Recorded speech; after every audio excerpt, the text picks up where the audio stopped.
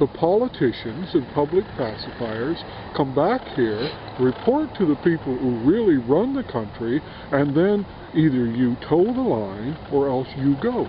So these people, for personal interest, toe the line. Now, I noticed now there's 16 apparently who aren't running again. I noticed one NDP member said, I've gotten too cynical of the system, so I really think I should pass it off to someone else who may have a fresh outlook and really want to work within this system. Now, a gentleman that's honest enough to say he's too cynical, I don't care what party he's from, he's an honest man and doesn't belong in that building. Anyone who can stay in there and say they represent the public are lying. They don't represent the public. They represent business, they represent public interest, personal interest, and they represent the people with the money, the accountants, the lawyers, and most of them are lawyers, that run the country actually. The people out that come to your door and ask for your vote, they are the public pacifiers. They use the propaganda prostitutes, the media's own, to convince you that they are actually doing something for you and they are our lawmakers. Well, I'm standing here now after 5 years of having the RCMP ask charges be laid. I've been in courtrooms continuously for 13 years. I've been imprisoned. I've asked for nothing more than a DNA test and told the truth. Because the people who are involved are a part of this system, they kill the messenger and disregard completely what you the message is. are going to receive justice. Today I am giving you an offer. I am offering to you right now, as the first media to claim in Commonwealth history of this world, to claim authority, that I promise to you under any amendment that we create, which will include a freedom of the media, your message will be heard from the people. No longer from a government that will censor you. This is not a government anymore. For the next 5 weeks, there is no governing force. We are all free. All of these peace officers have no boss. For the first time in Commonwealth history, my friend, we have hope in the next 6 weeks. Well, that's the thing about it now. All things are in so much limbo. Yes. That maybe, just maybe, somebody may be able to do something that's honest in this country. Yes. I have had my case frozen in the federal courts by a judge with, as far as I understand, no time limit. No one is to get access to that file unless it's another lawyer with Chief Justice Judge Green's permission. No copies are to be made, and it's not to be removed from the building. This is a court case where people are accused of crimes, but yet a federal court Supreme Judge in Newfoundland says that the case is frozen, and for an undetermined period of time. What is happening here? It's because it's legal what they're doing. It's not lawful. Because when we find that they are a criminal government and it gets thrown out, which is what happened yesterday, he's been found in contempt of the court. The court is simply a church. This church has lost its leader. If there's no leader, a new leader can be appointed. It can run down from there. But if we want to institute many of us as the leader, that's what will trump whether the NDP or any of these other parties, because they're just parties having parties for this de facto government. Well, to be here every month, I have to have a permit. Your permit is now granted by the first man to claim that this is his land. Actually, right now, can we make the covenant that you and I, as human beings that were born on this island known as Turtle Island, that this land here on this side and on this side, the grass from all sides on the grass is now claimed for the sovereignty of the human beings in this country to be yet defined legally in the proper manner. Yeah, would you take that offer? Yeah, I will. You will? You accept it? I accept. No conditions? No conditions. Thank you, my friend. I have a permit from the committee that issues permits here for April month. I got it yesterday. Yeah. I had to have one. Yet they say there's a 10-day waiting period. It takes them the entire month to get it to me. Any kind of a restriction or interference they can throw in your way, so you can't come here and discuss what actually happens within Canada. Within Canada, I've read up a lot on your story. If people could look this up, but yet, please. If I want to come here about Libya, Egypt, any place in Africa, China.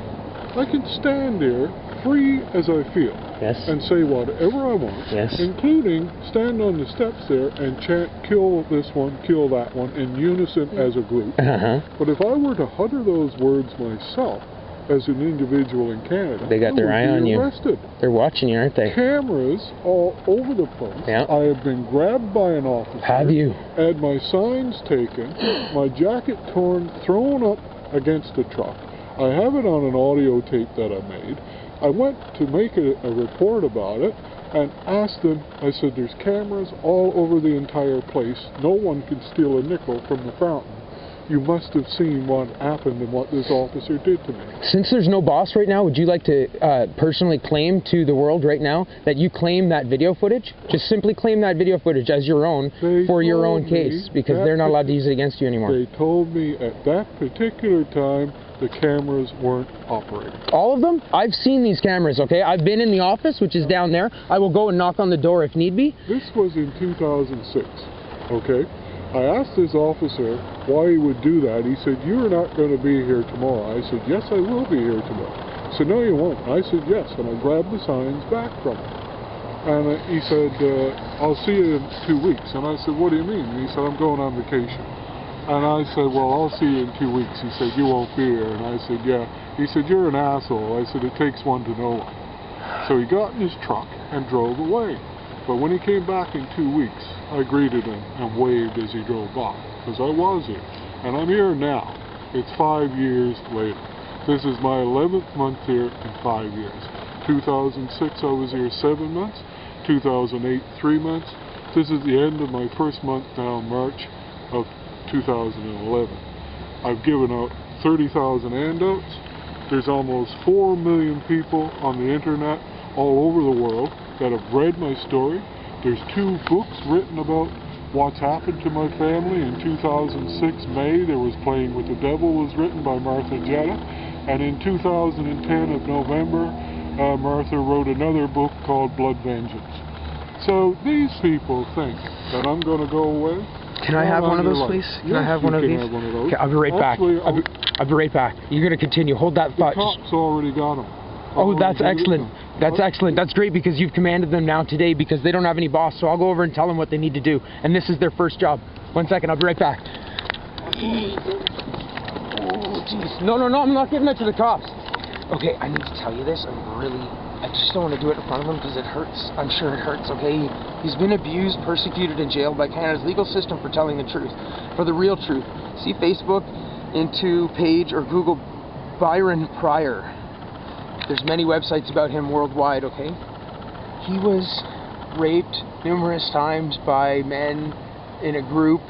He was leased out by his mother to these people. And his brothers and sisters were also... oh, here we go. Excellent, thank you. His brothers and sisters were also done in. I think most of his sisters had illegitimate children from these men. All that this man has ever asked for is a DNA test. Like he said, he talked to Peter McKay, he talked to all the others. He taught, you know, and they promised him that they'd look into it and everything, and they haven't looked into it, and they jailed him since. They jailed him for talking about his story. Okay, this is injustice by a criminal church organization, okay? Where members, you understand how a church works? That's what this is. In the United States was the first place that they did it, where they didn't have a church anymore. It's no longer a church. I'm not saying we need to do it the United States way, but we need to get this working correctly, okay? Because if this man got jailed for that, and many people care, I know there's many people who care, but if they're not given the opportunity to care